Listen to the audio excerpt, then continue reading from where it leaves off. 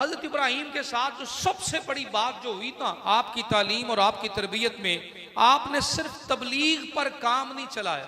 आपको हनीफ भी लक़ब मिला है। तो हनीफ किसे कहते हैं? जो हक के रास्ते पर चलने वाला हो और अल्लाह के दुश्मनों के खिलाफ खड़ा होने वाला हो। तबलीग हमारी बड़ी है, तबलीग में कोई कमी नहीं है। हमने जमातों की जमातें तबलीग के लिए बना ली हैं। बुराई से रोकने वाली जमात कब बनाएंगे? है हिम्मत। हजरत इब्राहीम अलैहिस्सलाम को कहा, कुल बल मिल्लत इब्राहीम हनीफा। ये जो मिल्लत इब्राहीम को हनीफ कहा गया है, ये सबसे बड़ा टारगेट हजरत इब्राहीम अलैहिस्सलाम का बातिल के खिलाफ था। और जहां तने तनहा है, लश्कर भी साथ नहीं है, वहां मुकाबले में अपने ही लोग हैं। आपने बड़ी जुबान से समझाया, बड़ा किया, कौम न सुधरी। एक दिन मेले पे गई हुई थी, वापस आए तो क्या देखा? सारे बुत टूटे हुए।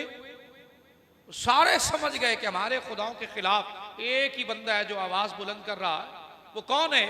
वो इब्राहीम अलैहिस्सलाम है। पकड़ कर लिया और कहा कि सारे बुत टूटे पड़े हैं, तूने तोड़ा है। आपने ना झूठ कहा ना बताया, बल्कि आपने इरशाद फरमाया, ये जो बड़ा बुत है ना, जिसके कांधे पर कुल्हाड़ा है, इससे पूछ लो, यही बता देगा कि इन छोटों के साथ क्या हुआ। अब अकल के अंदर वो ऐसा खूबसूरत तरीन आपने वो तीर चलाया जिसने उनके नजरियात को तहस नहस कर डाला।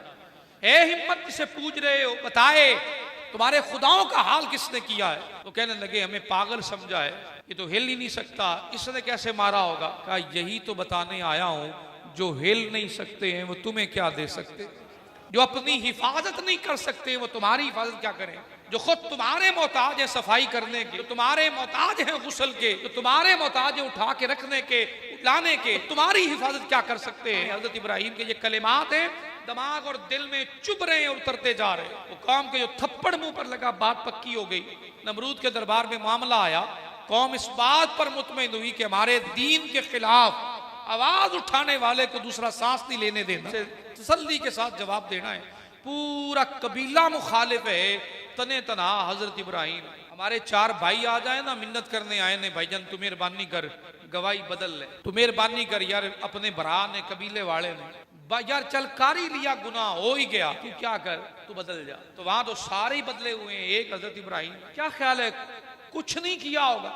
जिन्होंने लकड़ियां इकट्ठियां करके आग में जलाने के ऑर्डर कर दिए, बातों से कितना जलाया हो, सख्तियां कितनी आई होंगी उनके मजाज पर। ऐसे नहीं है, कुरान के अंदर बेशुमार मर्तबा आपका और आपकी औलाद का जिक्र है। हजरत इब्राहीम वो वाहिद शख्सियत है जिन्होंने ये मकाम पाया है कि जो खिलाफ खड़े होकर पूरी कौम के सामने तने तनहा खड़े होकर ऐलान कर रहे हैं और वहां खड़े होकर जवाब दे रहे हैं। जब आग के लिए लकड़ियां इकट्ठी की जा रही हैं और आग के लिए बहुत बड़ा अलाव जलाया जा रहा है, अब इधर भी हाल इश्क का भी है, आजमाइश का भी है। इधर मरला ये भी है, उधर मरला वो भी है कि सामने आग है, पूरी कौम है, पूरा कबीला है, इधर अल्लाह की जानिब से आजमाइश है। और एक हजरत इब्राहीम, हमारे लिए बड़ी फिक्र होती, मेरे भाई मेरे नाल होंदे तो मैं इंज कर दिंदा, मेरे कबीले वाले मेरे नाल होंदे तो मैं इंज कर दिंदा। हजरत इब्राहीम तो अकेले हैं। जब हम अल्लाह के रास्ते पर मुखलिस होकर चलते हैं और फिर डट जाते हैं, तो अल्लाह करीम का वादा है, जिन्होंने कहा कि हमारा पालने वाला अल्लाह है, इन्नल्लज़ीना क़ालू रब्बुनल्लाहु सुम्मा इस्तक़ामू ततनज़्ज़लु अलैहिमुल मलाइका।